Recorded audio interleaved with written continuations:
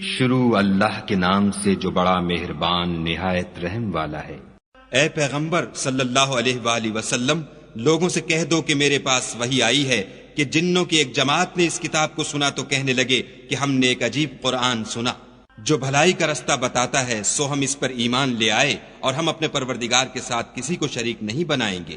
اور یہ کہ ہمارے پروردگار کی عظمت شان بہت بڑی ہے، وہ نہ بیوی رکھتا ہے نہ اولاد، اور یہ کہ ہم میں سے بعض بے وقوف خدا کے بارے میں جھوٹ افطرا کرتا ہے، اور ہمارا یہ خیال تھا کہ انسان اور جن خدا کی نسبت جھوٹ نہیں بولتے، اور یہ کہ بعض بنی آدم بعض جنات کی پناہ پکڑا کرتے تھے، اس سے ان کی سرکشی اور بڑھ گئی تھی، اور یہ کہ ان کا بھی یہی اعتقاد تھا جس طرح تمہارا تھا کہ خدا کسی کو نہیں جلائے گا، اور یہ کہ ہم نے آسمان کو ٹٹولا تو اس کو مضبوط چوکیداروں اور انگاروں سے بھرا ہوا پایا، اور یہ کہ پہلے ہم وہاں بہت سے مقامات میں خبریں سننے کے لیے بیٹھا کرتے تھے، اب کوئی سننا چاہے تو اپنے لیے انگارہ تیار پائے، اور یہ کہ ہمیں معلوم نہیں کہ اس سے اہل زمین کے حق میں برائی مقصود ہے یا ان کے پروردگار نے ان کی بھلائی کا ارادہ فرمایا ہے، اور یہ کہ ہم میں کوئی نیک ہیں اور کوئی اور طرح کے، ہمارے کئی طرح کے مذہب ہیں،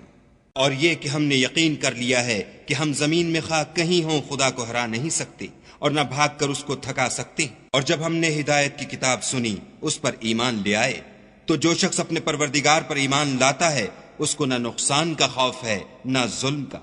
اور یہ کہ ہم میں بعض فرما بردار ہیں اور بعض نافرمان گناہگار ہیں، تو جو فرما بردار ہوئے وہ سیدھے رستے پر چلے اور جو گناہگار ہوئے وہ دوزخ کا ایندھن بنے۔ اور اے پیغمبر صلی اللہ علیہ وآلہ وسلم، یہ بھی ان سے کہہ دو کہ اگر یہ لوگ سیدھے رستے پر رہتے تو ہم ان کے پینے کو بہت سا پانی دیتے تاکہ اس سے ان کی آزمائش کریں، اور جو شخص اپنے پروردگار کی یاد سے منہ پھیرے گا وہ اس کو سخت عذاب میں داخل کرے گا، اور یہ کہ مسجدیں خاص خدا کی ہیں تو خدا کے ساتھ کسی اور کی عبادت نہ کرو۔ اور جب خدا کے بندے محمد صلی اللہ علیہ وآلہ وسلم اس کی عبادت کو کھڑے ہوئے تو کافر ان کے گرد ہجوم کر لینے کو تھے،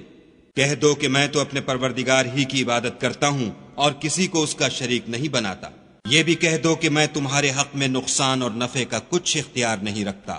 یہ بھی کہہ دو کہ خدا کے عذاب سے مجھے کوئی پناہ نہیں دے سکتا اور میں اس کے سوا کہیں جائے پناہ نہیں دیکھتا، ہاں خدا کی طرف سے احکام کا اور اس کے پیغاموں کا پہنچا دینا ہی میرے ذمے ہے، اور جو شخص خدا اور اس کے پیغمبر کی نافرمانی کرے گا تو ایسوں کے لیے جہنم کی آگ ہے، ہمیشہ ہمیشہ اس میں رہیں گے، یہاں تک کہ جب یہ لوگ وہ دن دیکھ لیں گے جس کا ان سے وعدہ کیا جاتا ہے، تب ان کو معلوم ہو جائے گا کہ مددگار کس کے کمزور اور شمار کن کا تھوڑا ہے۔ کہہ دو کہ جس دن کا تم سے وعدہ کیا جاتا ہے میں نہیں جانتا کہ وہ ان قریب آنے والا ہے یا میرے پروردگار نے اس کی مدت دراز کر دی ہے، وہی غیب کی بات جاننے والا ہے اور کسی پر اپنے غیب کو ظاہر نہیں کرتا، ہاں جس پیغمبر کو پسند فرمائے تو اس کو غیب کی باتیں بتا دیتا